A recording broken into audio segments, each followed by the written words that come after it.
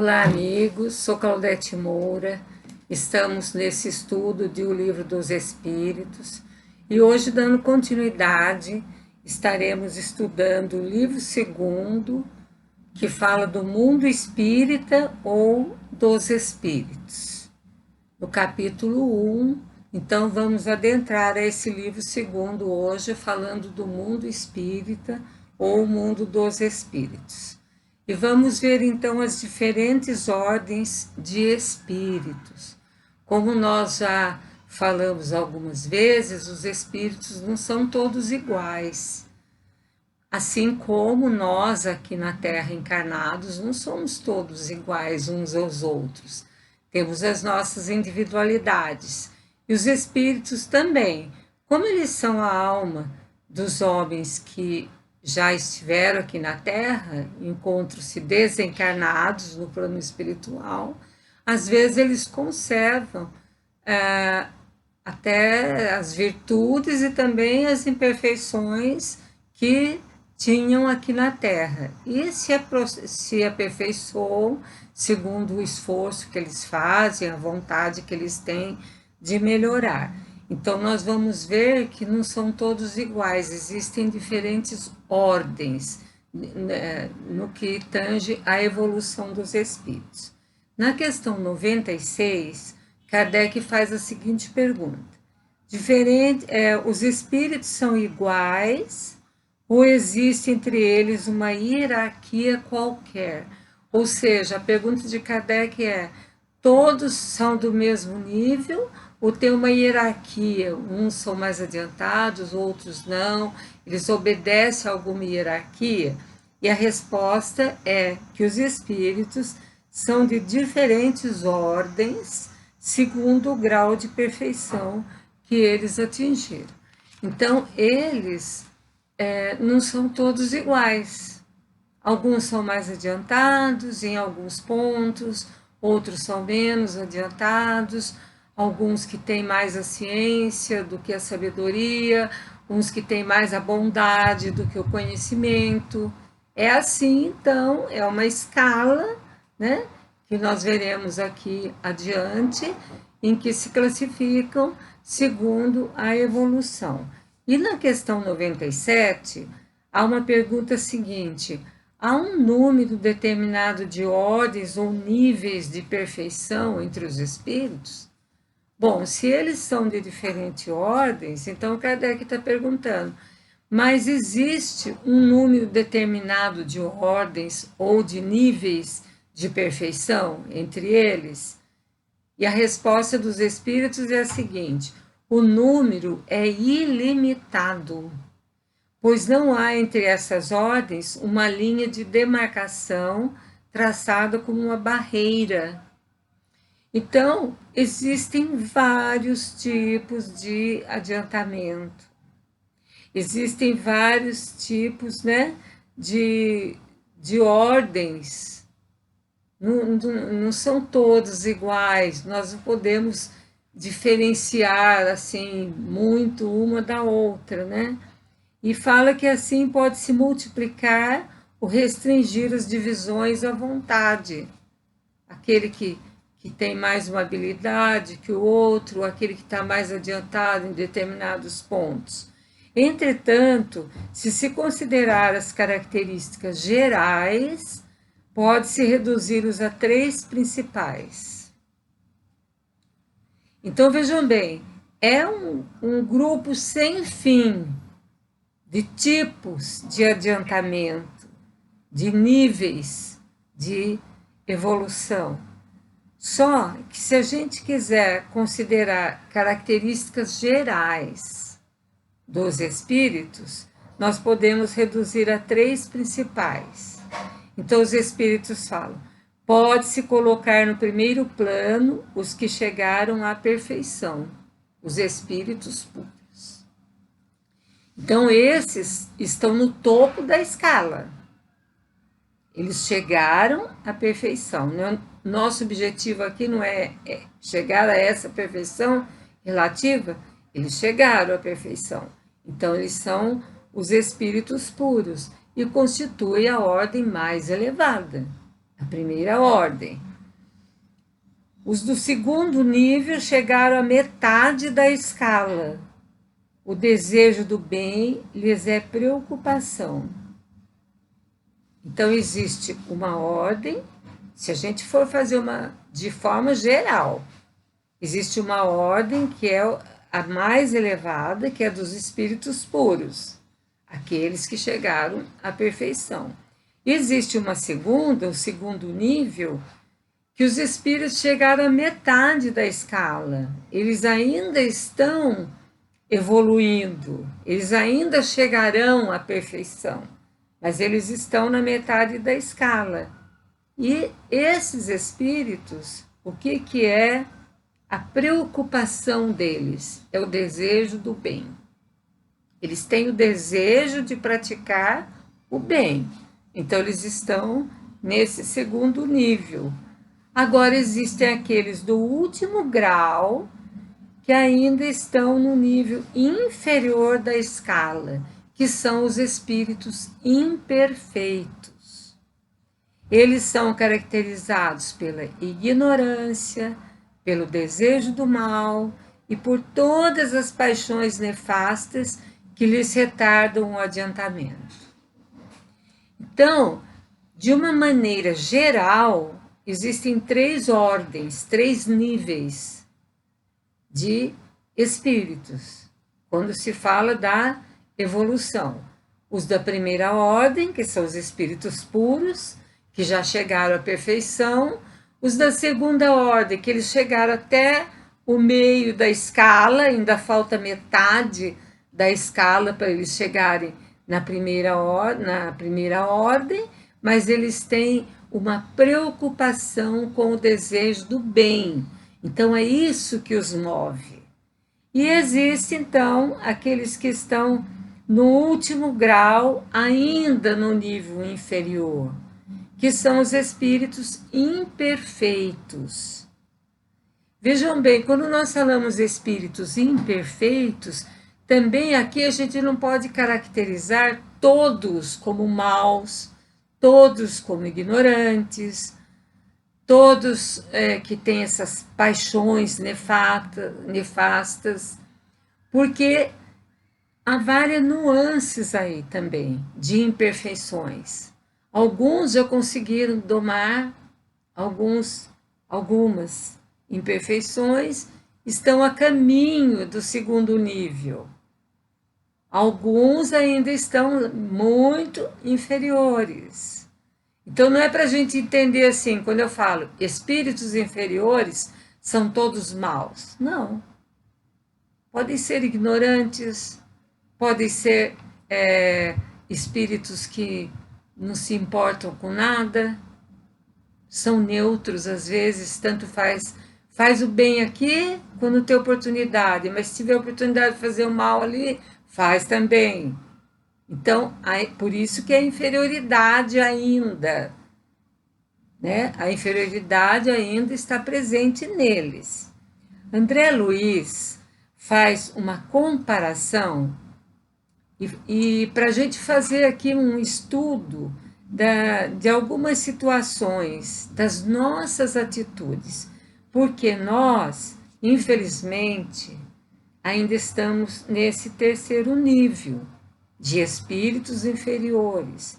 Podemos não ser mais aqueles espíritos maus que querem praticar o mal, que querem prejudicar, mas ainda temos aquelas imperfeições em nós, né?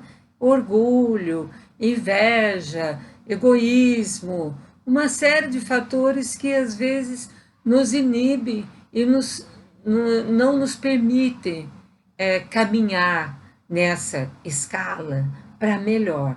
Então, André Luiz nos dá um exemplo muito bom, chama a nossa atenção e fala assim: examine suas atitudes em diferentes situações. Vamos ver em que situação que André Luiz vai falar, em que a gente se encaixa. Grosseiro em casa e educado em público. Tem muitas pessoas que dentro de casa é grossa, é grosseira, responde mal, grita, bate porta, faz uma série de coisas. Em público é uma educação e às vezes a pessoa chega para os pais de um jovem que é tido lá no seu meio, né, que ele frequenta, como uma pessoa super educada. Quando ele visita a casa de um outro coleguinha, ele se comporta muito bem em público. E daí as pessoas falam, nossa, seu filho é uma beleza de educação. E você fica assim, ah, é mesmo? Porque em casa não é assim, né? Porque em casa ele é grosseiro. Então é uma das atitudes em diferentes situações que às vezes a gente adota e que não está certo. Outra atitude, tirano no lar e gentil no serviço. Muitas pessoas falam que muitos homens que são tiranos dentro de casa, que pressionam os filhos, a esposa, que fala aqui eu mando, e no Evangelho fala uma coisa com muita sabedoria, que ele não sabe que ali ele é detestado. Ele pode até mandar, mas ele é detestado. E mas no serviço dele, se ele fizer isso, ele vai levar uma chamada do chefe, ele vai levar, não vai conviver bem com os colegas, não vai ser bom para ele. Então ele vai ser tirano no lar, porque no lar eu posso, aqui é o meu lugar, é o lugar onde eu mando. Mas no serviço ele não vai, então ele vai ser gentil, ele vai aguentar e vai fingir. São atitudes que a gente tem que examinar se a gente não tem em diferentes situações. Egoísta na intimidade, solidário nas ruas. Ah, nas ruas eu quero prestar um favor, eu quero acudir a alguém, mas quando eu estou na intimidade, não, eu sou eu para tudo para mim, não tenho nada disso. Com os meus familiares, no meu lar, não. Indiferente com os pais e atencioso com os outros. Não dá confiança para os pais, é indiferente, não colabora em nada, mas com as outras pessoas é atencioso. Arrogante com os parentes, humildade com os estranhos. Gosta de bancar humilde com os estranhos, porque os estranhos falam, nossa, que pessoa boa, né? Que pessoa humilde. Mas com os parentes, esses aí já me conhecem, eu sou do jeito que eu sou mesmo. Ríspido com a esposa, amável com os amigos. Exigente com os filhos, tolerante com os colegas. Irritado com a família, paciente com os vizinhos. Por isso que André Luiz fala, examine suas atitudes em diferentes situações. Elas são as mesmas? Dentro de casa, na intimidade, com a família, com os parentes. É a mesma coisa que você representa um papel social fora de casa? Será que é? E ele fala o seguinte, trate os íntimos com a mesma educação que você mostra em outros ambientes. Chico Xavier dizia que a gente deveria tratar os nossos familiares igual a gente trata as visitas. Aquelas pessoas que convivem conosco no lar, a gente deveria tratar com a mesma atenção, com o mesmo cuidado. Quando eu vou receber uma visita, o que eu faço? Eu procuro apresentar o melhor para ela. Tiro até uma louça melhorzinha, faço uma comidinha especial. E por que a gente não faz isso com as pessoas que a gente convive? Então, André Luiz diz, faça o compromisso de se melhorar de acordo com o Evangelho de Jesus. E não finja a evolução que você ainda não tem. Santidade de fachada é perda de tempo, porque para os espíritos isso não quer dizer nada.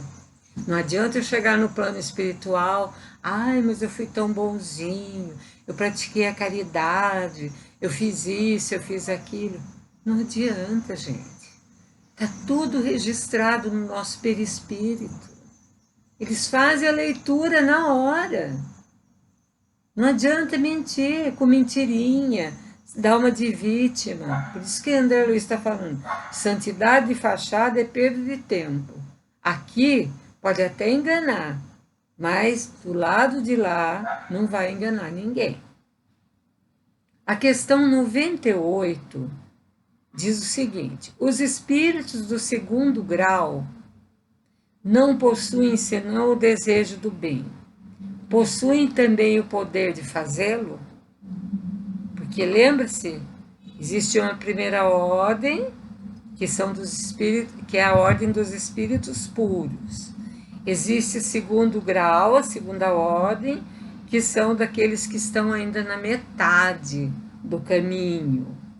E existe a terceira ordem, que são dos espíritos inferiores. Então, o Kardec está perguntando, porque como os espíritos falaram que esses espíritos de segunda ordem, eles têm a preocupação da prática do bem, então Kardec está perguntando, eles têm o desejo do bem, mas eles têm o poder de fazer o bem? É diferente. Ah, eu quero fazer o bem, mas você pode fazer? Dá para você fazer? Os espíritos respondem, possuem este poder segundo o grau da sua perfeição. Vai depender do entendimento que eles têm das coisas. Segundo o grau da perfeição deles, eles podem.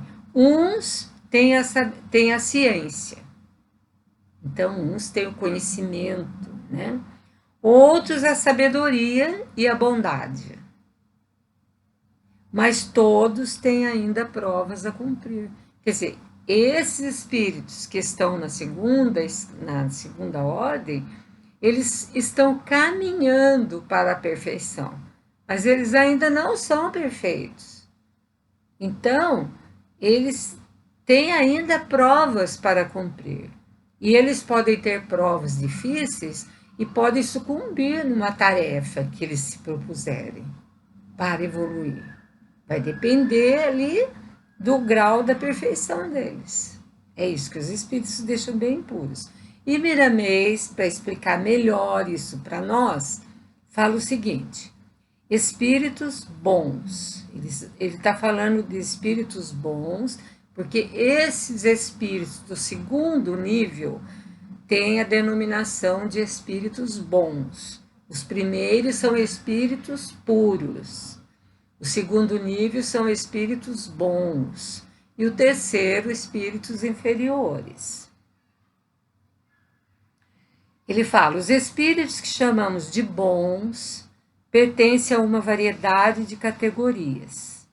Mas na escala geral, está na média, em se falando das três de que nos fala o Livro dos Espíritos. Essas três ordens que nós acabamos de estudar. Os que habitam a média ocupam uma extensão imensurável. Entretanto, todos eles têm tendências para o bem e esforçam-se para melhorar. Então, isso eles têm. Tendência para a prática do bem. E eles se esforçam para melhorar. E é dentro deste esforço contínuo que eles melhoram. E vão alcançando passo a passo a sua libertação, posição onde se encontram os espíritos puros. Como eles estão no meio do caminho, quanto mais eles se esforçarem na prática do bem, da verdadeira caridade, eles vão, então, tendo mais possibilidade, né, de melhorar e chegar mais rápido lá na primeira ordem, que é a dos espíritos puros. Os espíritos bons, mesmo cheios de boa vontade, ainda têm de sofrer determinadas provas. É o passado ligado ao presente, por fardos que não foram descarregados, mas que o serão. Então, ainda existem provas a cumprir, porque nós temos um passado lá atrás. E esse passado não é nos cobrado de uma vez, senão a gente não ia aguentar. Então, ele é cobrado por etapas. Então, a gente ainda vai ter, mesmo quando a gente esteja nessa escala, nesse segundo nível, a gente ainda vai ter que cumprir provas, coisas que deixamos para trás, né? Não é com isso que se deve esmorecer. Então, tem provas, mas não se deve esmorecer porque se tem provas. Ainda mais quem já se encontra na escala dos bons, pois se encontram no meio do caminho, e isso já constitui grande vantagem. Eles já trilharam um caminho longo,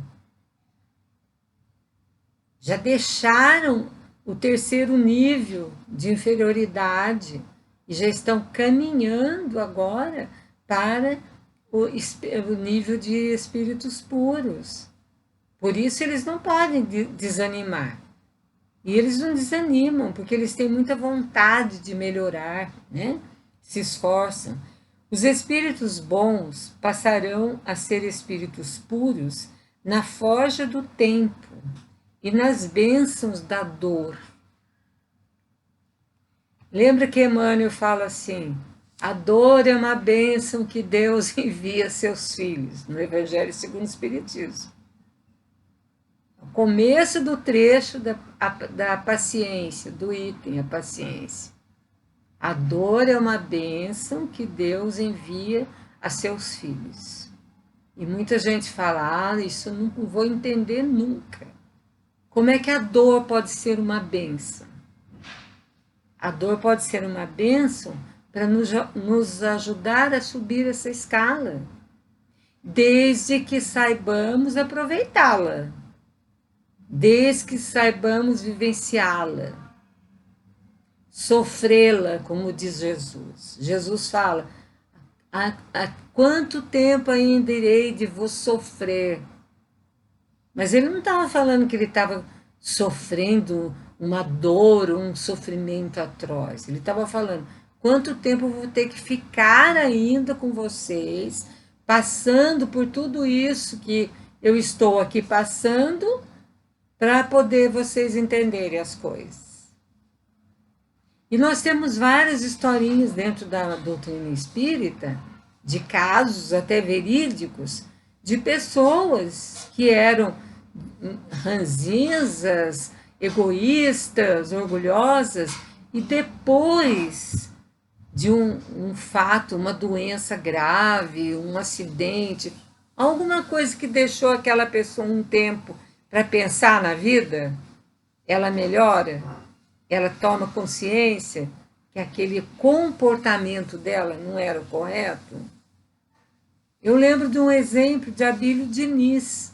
Abílio Diniz foi o dono de uma rede de supermercados famosíssimas, no Brasil inteiro, Pão de Açúcar. E ele foi, num determinado tempo da vida dele, empresário bem-sucedido, com todas as honras e pompas que ele vivia, e ele foi sequestrado. Ele foi sequestrado e ele passou alguns dias num cativeiro, ameaçado por uma arma, sem saber se ele ia sair dali vivo, que a qualquer momento eles poderiam detonar a arma, acabar com a vida dele. E ele conta no livro que ele fez, a sua autobiografia, de como ele era antes e como ele ficou depois desse sequestro. Por quê? Porque ele viu que a vida dele estava por um fio. E tudo aquilo que ele construiu, todo aquele dinheiro, toda aquela fama, toda aquela riqueza que ele tinha, poder, não adiantava nada, porque ele podia morrer ali de uma hora para outra.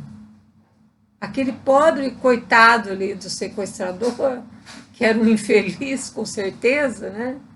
Ignorante, poderia atirar nele em qualquer momento e ele perder a vida.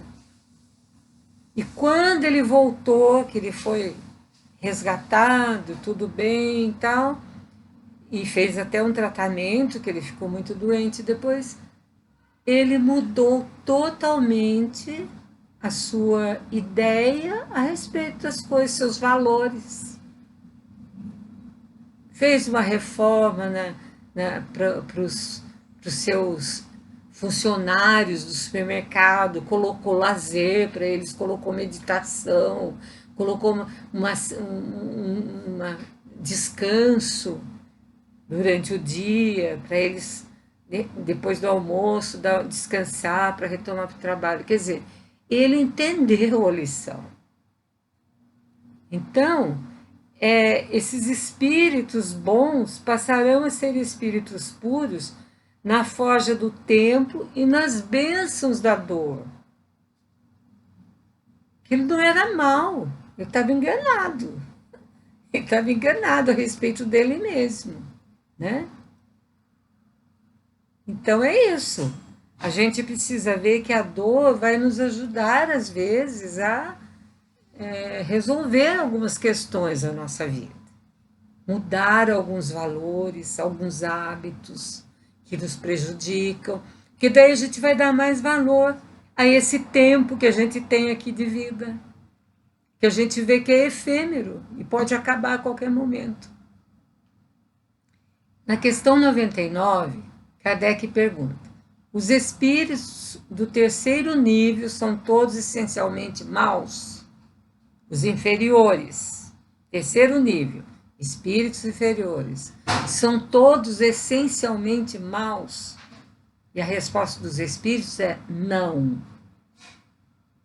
Os espíritos inferiores não são todos essencialmente maus. Uns não fazem nem bem nem mal. Outros, ao contrário, se comprazem no mal e se sentem satisfeitos quando encontram a ocasião de praticá-lo. Existem diferenças, né? Além disso, existem ainda os espíritos levianos ou frívolos, mais perturbadores que maldosos. Levianos, não se incomoda com nada, sabe? Essas pessoas que gostam de fazer uma brincadeira de mau gosto com o outro, se diverte com isso, continua do mesmo jeito do lado de lá. Faz a mesma coisa. Frívolos, são inconsequentes, sabe? De coisas, adoram coisas que não dizem respeito a nada, que não têm valor essencial, né?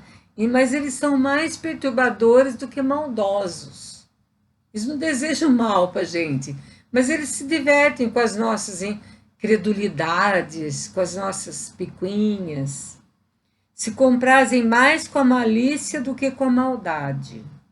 Encontram o prazer na mistificação e em causar pequenas contrariedades, o que os diverte.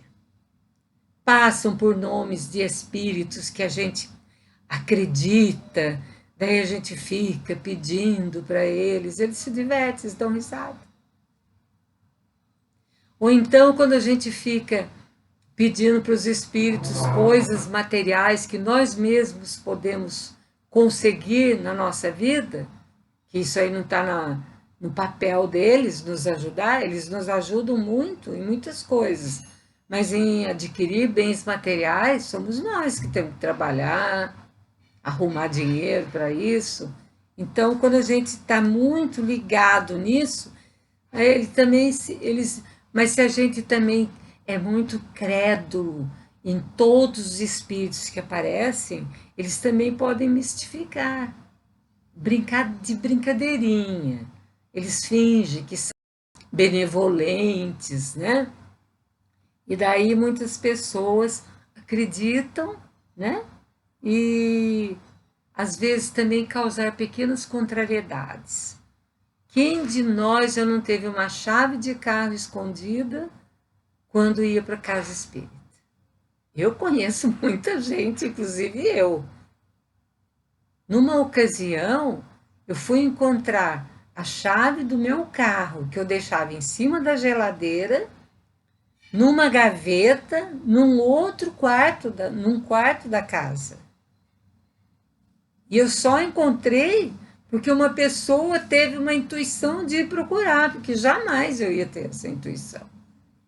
Então, ele se diverte com isso, pequenas contrariedades. Você se atrasa para chegar no serviço, e daí eles se divertem. Então, vamos deixar para a próxima ocasião a continuidade desses nossos estudos a respeito dessa escala, dessas ordens em que se encontram os espíritos. Claudete Moura, para o divulgar.net.